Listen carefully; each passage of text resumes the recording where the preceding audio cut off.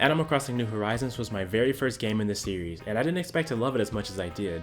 I have over 300 hours total, and I intend to put a lot more into the game thanks to the new expansion that just recently released. Happy Home Paradise brings with it a new experience and gameplay style to Animal Crossing New Horizons. It also brings back something that I've been missing in the main game.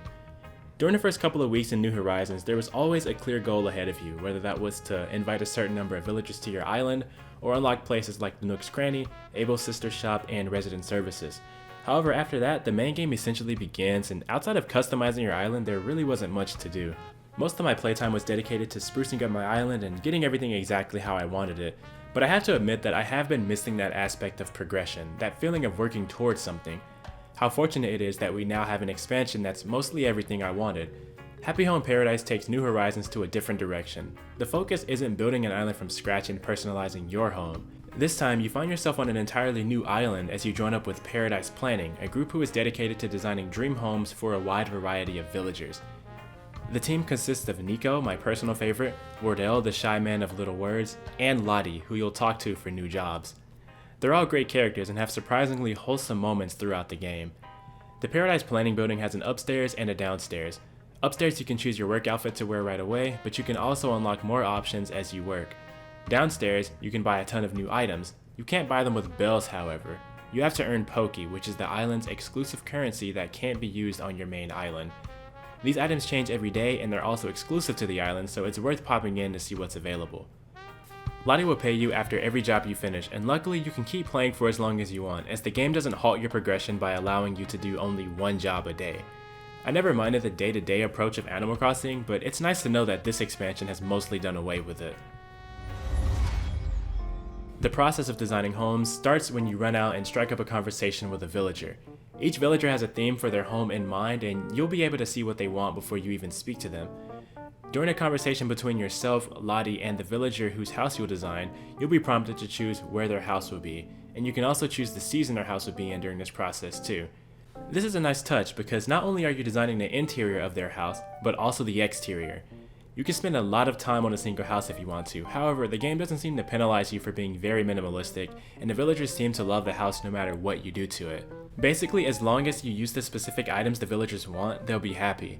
It's not necessarily a bad thing that the villagers don't seem to care what you do with their house, but I did find myself spending a little less time trying to make every little detail perfect after the first few homes. Whether or not this is an issue depends on if you want to be rewarded for going the extra mile, or if you just feel happy to be designing homes in the first place. For the type of game this is though, I don't think this will be an issue for other players since the point of the game is to use your creativity. And most important of all, designing the homes is fun, for multiple reasons. The first is because the different personalities of the villagers mean that they'll require different themes for their homes. For one villager, I had to design a Christmas home, and for another, I designed what was basically a public bathroom home. The second reason is because you don't have to buy any of the furniture, and you're free to use whatever the game gives you. That cuts the tedium of customizing houses that I was used to on my island.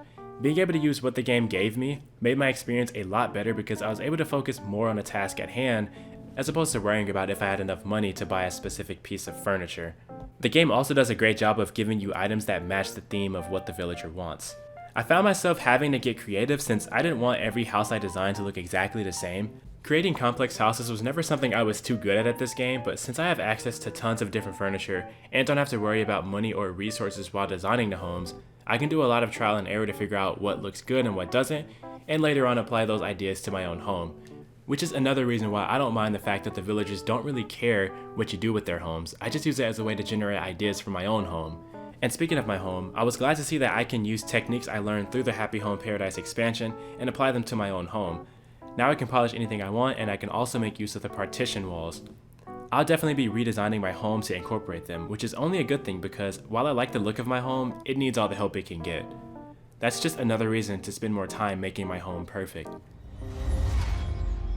As you progress, you'll be able to design more than just dream homes for the villagers, however. After completing a number of jobs, you'll be approached by Lottie, and she'll mention that one of the unused buildings could use some fixing up so it can be turned into a school. This was my favorite part of the expansion by far because I always felt that my island was lacking in buildings besides the ones that I already had.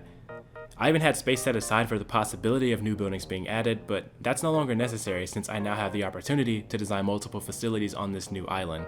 The best part is that I can remodel it at any point, so if I'm no longer feeling the design that I had for it, I can give it a new look. I'm also a fan of how you can even mess with the lighting of the facilities and change the color and intensity of the lighting to really change the mood of the building. Once the facility is finished, you can then hire villagers to work specific roles there and keep it populated, which helps to make the island feel more alive. There are more unused buildings that you'll be able to turn into facilities like a cafe or even a hospital, and as you work and make more progress in the game, those will open up to you, giving you a lot to work towards.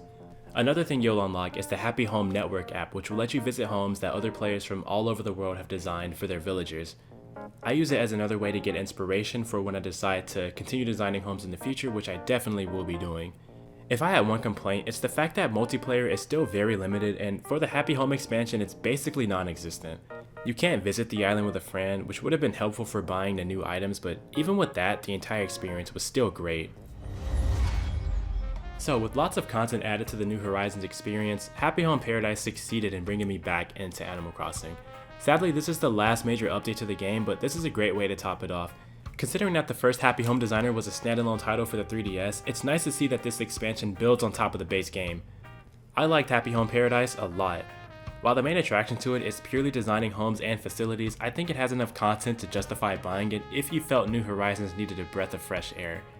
This expansion provides a new experience that not only is a lot of fun, but also gives you items and techniques that can enhance your experience in the main game. It will likely last you a while, especially because you can still design homes for villagers even after the credits roll. Happy Home Paradise was exactly what Animal Crossing New Horizons needed. And with that, I'd like to thank you all so much for watching. Make sure you subscribe to GameXplain and ring the bell for a lot more on Animal Crossing New Horizons and other things gaming too. Until next time.